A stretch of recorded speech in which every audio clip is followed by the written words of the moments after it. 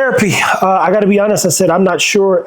Talked to Tim a little bit about it, and I know he's gone through a few things specifically aligned with that. And again, I like perspective because we need friends. Now, I don't know what a friend is, and I'm learning to define what a friend is. And if you're a man, you probably don't have a lot of friends because the bigger your world gets, the smaller your world gets. Meaning, let's say you have kids. You have kids, and your kids turn around and they get into a bunch of activities. And then you go to work. You go to work, and then you work to provide for your family. So it's very difficult to get away from your responsibilities, which then isolates you to an idea. And that idea is making sure your family's provided for, protected, and they're just well.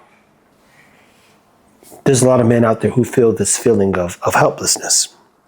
It's an unfortunate feeling. And we talked about that today too, man. I tell you. I walked into the office and he said, "Get this." I was like, "Oh, here we go." I'm like this. Here we go. I said, "Boy, it ain't been 2 seconds. Here we go." And I tell you this, man, what I love about Tim is we have the same ideology around telling the truth and just like, yo, can you believe this? We didn't even bring up whiskey. We even got into it yet. We were just like, he was like, can you? I was like, oh God, really? That's crazy. But it goes back to one of the videos I posted about what is a friend. So how do you define a friend? What do you need from a friend? What do you admire about men you're around? Is there any man that you are inspired by or aspire to be like? And the more you look around, the less likely you are to find men that literally better you as a human being. I've lived a long time. I put a guy out of my house once, true story. And I remember telling him, he's a black kid. He just began to say, black kid. And I remember dropping him off at the hotel because he did some sneaky stuff. I said, do you know how hard it is to wake up and be something you've never seen every day? He didn't think of life like that.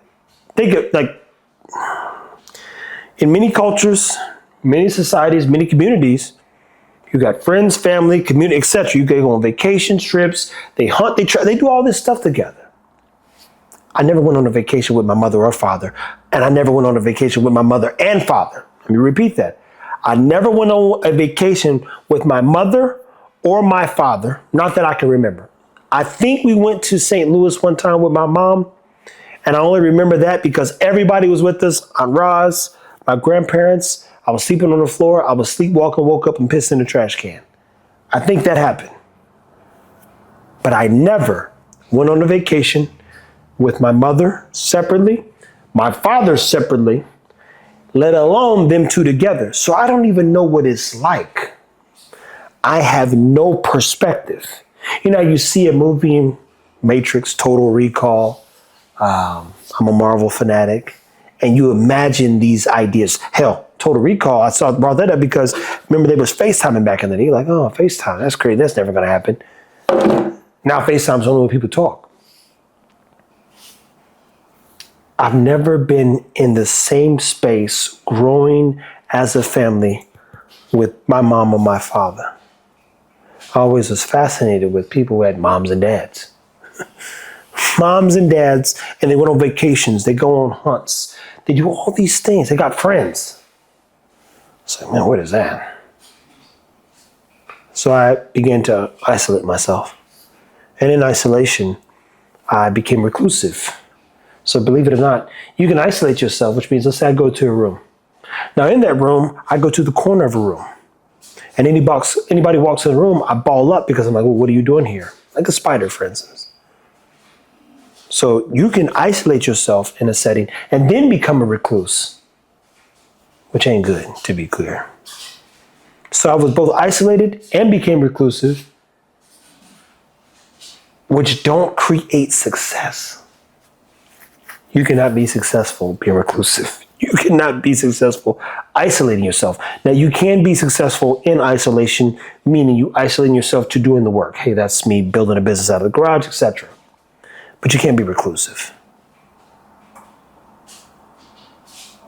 We talked about identity and friendship and many things, and unfortunately, in the little life that I lived, I've not been inspired by most.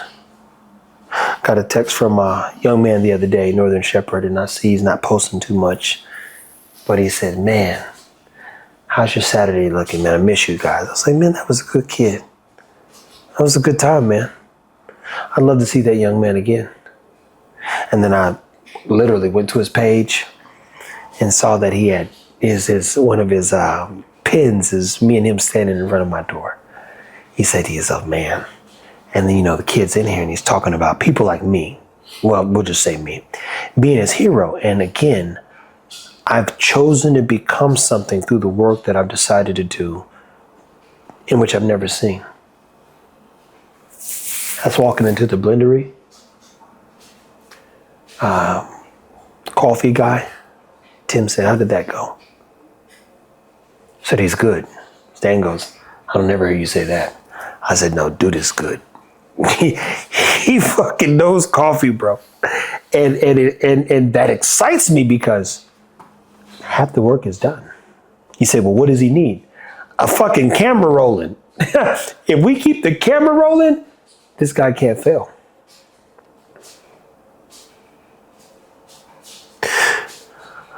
I'm opening up my body and soul to the opportunity life provides to grow as a human being. And I avoid, I think people say there's women know all them little subsects of things. Oh, he's got an avoidant attachment style. What are you talking about? They just make up stuff. I think people just making up shit. He's a dependent attachment. What the fuck is going on here? I either like you, I don't. Get the fuck out of my house. But that's not how it goes, right? So I avoid connecting to people because I've embraced abandonment at a young age. So I give everybody what they want and I leave. I depart for I know them not. How far do you think that'll take me? Not far at all. I sat down with a very wealthy guy earlier today, and it was kind of a last minute thing. He said, because you sent me the location, I was like, I could do it this time because it's 5 minutes from the job. I was like, oh, fuck. All right. And I said, what do most people want from you? He said, mentorship. So my question becomes, well, what do they need to know? Could be anything. He was groomed by a billionaire. And a billionaire is not really a billionaire. It's a person who can see through the gaps and solve problems you can't see because they're solution-based. And he told me the story of being 25 and the guy meeting him and telling him that he's special. And part of him being special was, I want to hear about everything in your portfolio, how you're investing, and he's like, I was not prepared for that.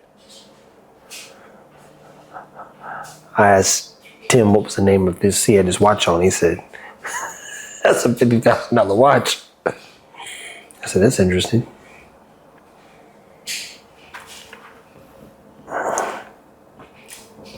The choices I've made have created an opportunity for me to be of inspiration to a lot of people, and I hate that I'm an inspiration to many, if any, for that matter.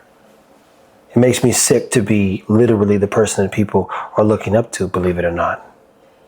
When I created this thing on the dog side to be somebody, and what I love to be clear is this particular person didn't know how impactful I was, and then began to tell me about their pet and their issues. I said, I bet you're dealing with all these problems. He says, that's exactly right. You had the Duchess and Hound, little weenie dog. I said, yeah. It's like, you're him. I'm Mr. Dogs. I do dogs, man. And I know a lot about dogs. What I will tell you is, if you find one person that inspires you or that you aspire to be, cling to that, as the Bible says. Cling to that which is good. Show up. Tim and I talked about the inconsistencies in relationships and friendships, and even Stan chimed in and said, Travis is one of the most consistent people I know, because you know what you're going to get. You know exactly how he's going to approach things, and get this. If he says no, it's a no. If he says yes, he means yes. That's simple.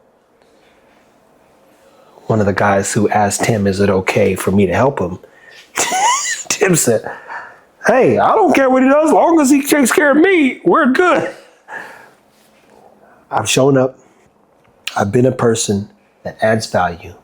Value gets you into rooms. Value will keep you in rooms. embracing the fact you have a lot to learn will build you in these rooms.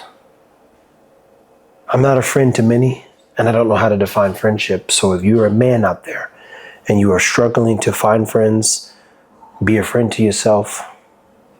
Let's talk about it, man. Because I told Tim today, I said, him and I have spoken with so many men, we don't even know where to begin to help. And if I'm being honest, I don't even know if I can. But I do feel in these moments of whiskey therapy where I'm just like, feels like a ramble, but subject, I'm tying it back together.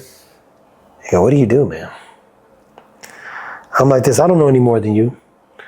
But here's my favorite question. How can I help? Guys, keep it whiskey. Don't forget to help yourself.